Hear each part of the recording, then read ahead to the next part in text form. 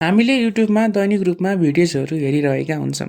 चाहे त्यो इन्टरटेनमेन्टको लागि होस् अथवा कुनै इन्फर्मेसन लिनको लागि होस् अथवा कुनै स्किल्सहरू सिक्नको लागि नै किन नहोस्। र यही युट्युबमा भएका विभिन्न क्रिएटर्सहरूबाट इन्स्पायर भएर पक्कै पनि तपाईँले आफ्नो युट्युब च्यानल खोल्नु भएकै होला।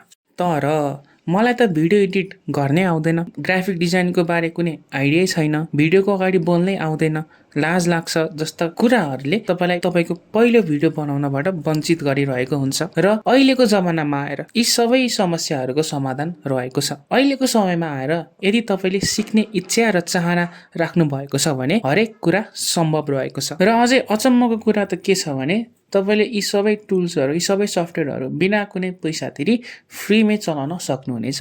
र यसबाट तपाईँले राम्रो भिडियो, राम्रो मात्र होइन, हाई क्वालिटीको भिडियोजहरू एनिमेसनको साथ, ट्रान्जिसनको साथ बनाउन सक्नुहुनेछ। र आउनुहोस् आजको यस भिडियोमा हामी यी 4 टुलहरूको, यी 4 सफ्टवेयरहरूको बारेमा कुरा गर्नेछौँ जसको प्रयोगले गर्दा तपाईँले आफ्नो युट्युब भिडियोजहरू एकदमै राम्रो र हाई क्वालिटीको बनाउन सक्नुहुनेछ। मेरो नाम हो समयम श्रेष्ठ र मेरो च्यानलमा तपाईँहरूलाई स्वागत छ।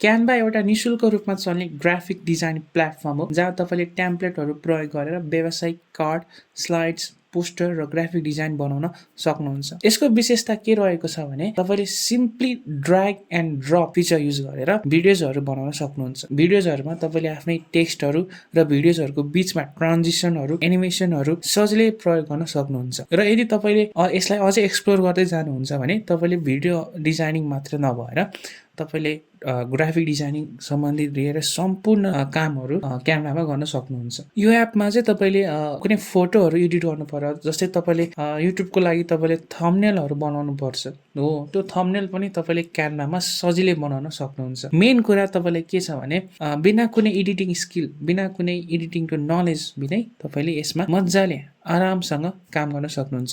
यसमा केवल तपाईँको क्रिएटिभिटी मात्रै आवश्यक रहेको हुन्छ। र एक प्रकारको यो एउटा फोटोसपको सिम्प्लिफाइड भर्जन हो हैन, जहाँ तपाईँले एडिटिङ नलेज बिनै राम्रो हाई क्वालिटीको भिडियोजहरू बनाउन सक्नुहुन्छ, त्यो पनि एनिमेसन, ट्रान्जिसनहरू लगाएर। मैले पनि क्यानभामा आफ्नो युट्युब भिडियोजको थम्बनेलहरू क्यानभामै एडिट गर्छु र क्यानभामै बनाउँछु, किनभने यसमै एकदम सजिलो हुने गर्दछ। अर्को एप भनेको नोसन हो। नोसन एक प्रोडक्टिभिटी एप हो। यस एपमा तपाईँले नोट, डेटाबेस, क्यानभान, बोर्ड, क्यालेन्डर र रिमाइन्डर जस्ता फिचरहरूलाई कनेक्ट गर्न सक्नुहुन्छ। साथै तपाईँले नोसनबाट नोट लिन, डेटाहरू म्यानेज गर्न, प्रोजेक्ट म्यानेजमेन्ट गर्न जस्ता अन्य विभिन्न सिस्टमहरू बनाउन सक्नुहुन्छ। एक हिसाबले प्रोडक्टिभिटी सम्बन्धी सम्पूर्ण कामहरूको all in one solution Notion नै हो। नोसनको युजर इन्टरफेस पनि एकदमै सहज र सजिलो छ र यसलाई तपाईँले आफू खुसी परिवर्तन पनि गर्न सक्नुहुन्छ। यसमा तपाईँले भिडियो र इमेजहरू अपलोड गर्ने तथा अनलाइन कन्टेन्टहरूलाई नोसनको पेजमा ल्याएर इम्बेड गर्न पनि सक्नुहुन्छ। र यसमा तपाईँले आफ्नो युट्युब भिडियोजहरू रिलेटेड स्क्रिप्ट्सहरू, युट्युब भिडियोजको टाइटलहरू, युट्युब भिडियोजको टपिक्सहरू, सम्पूर्ण टाइटल, टपिक्स, स्क्रिप्ट्सहरूलाई अल इन वान स्पेसमा अर्गनाइज गरेर राख्न नोसनको एकदमै ठुलो भूमिका रहेको छ। नोसनमा तपाईँले विभिन्न पेजहरू बनाउन सक्नुहुन्छ र त्यो पेजमा, हरेक पेजमा तपाईँले अर्गनाइज वेमा आफ्नो युट्युबको स्क्रिप्ट्सहरू लेख्न सक्नुहुन्छ, आफ्नो युट्युबको स्क्रिप्टहरू राख्न सक्नुहुन्छ, अनि युट्युबको थम्बनेलहरू, टाइटल्सहरू अनि अनलाइनबाट ल्याएको रिसोर्सेसहरू अर्गनाइज वेमा राख्न सक्नुहुनेछ। So I think it is also one of the very useful apps or tools for the YouTube creators, and तपाईँले यो पक्कै पनि मन पराउनु हुनेछ, किनभने it is very easy, user friendly र एकदमै स्टाइली र ट्रेन्डी पनि देखिन्छ। युट्युब भिडियो बनाउनको लागि तपाईँले क्यामेराको अगाडि नै फेस गर्नुपर्छ भन्ने कुरा पनि छैन। तपाईँले युट्युबमा धेरै जसो एक्सप्लानेसन भिडियोजहरू पनि बनाउन सक्नुहुन्छ, जसको लागि तपाईँले कम्प्युटरमै भएको, तपाईँको ल्यापटपमै भएको, तपाईँको पिसीमै भएको कन्टेन्टहरूलाई रेकर्ड गरेर भोइस ओभरको साथ प्रेजेन्ट गर्न पनि सक्नुहुन्छ, जसरी म अहिले गरिरहेको छु।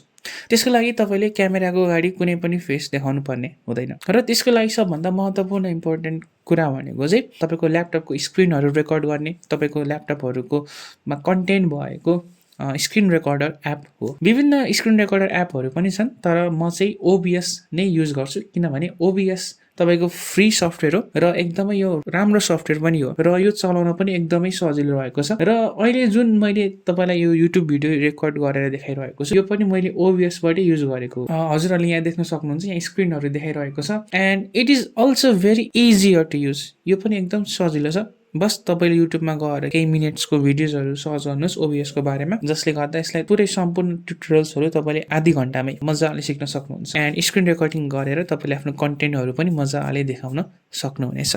फाइनली अर्को एउटा टुल हो क्यापकट। क्यापकट तपाईँको एउटा भिडियो एडिटिङ टुल हो जुन चाहिँ एकदमै फ्री छ र अघि मैले भने अनुसार क्यापकट पनि एकदमै सजिलो र सहज रहेको छ। यसमा पनि तपाईँले सिम्पली ड्र्याग एन्ड ड्रप गरेर आफ्नो भिडियोलाई विभिन्न प्रकारको ट्रान्जिसनहरू, एनिमेसनहरू, टेक्स्टहरू, इफेक्ट्सहरू ल्याउन सक्नुहुनेछ। क्यापकटमा तपाईँले सजिलैसँग विभिन्न प्रकारका ट्रान्जिसन्सहरू, भिडियो इफेक्ट्सहरू केही क्लिकको आधारमा तपाईँले हाल्न सक्नुहुनेछ र यो क्यापकटमा भएको हरेक इफेक्ट्सहरू एकदमै फ्री छ जुन चाहिँ तपाईँले सजिलै प्रोजेक्ट बनाएर काम गर्न सक्नुहुनेछ।